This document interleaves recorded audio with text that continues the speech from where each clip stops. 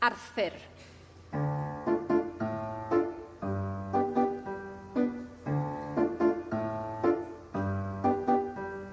Draw yn y goedwig mae dreinog bach trist sy'n meddwl ei fod o'n rhy bigog.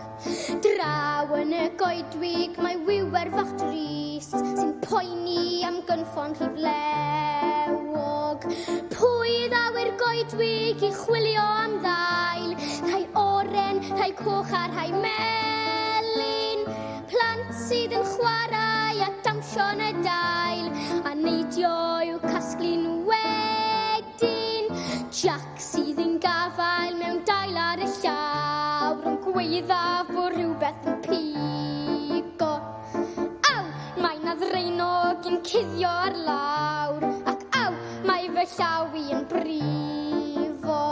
Please, medda'r ddraenog, ga i gasglu'r dail, mae'r pigau yn dda, mae'r holio.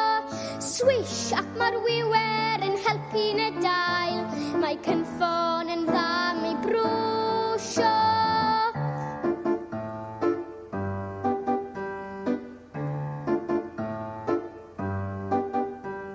Draw yn y goedwig mae dreinog bach llon sy'n llusgo i'w gartref yn araf.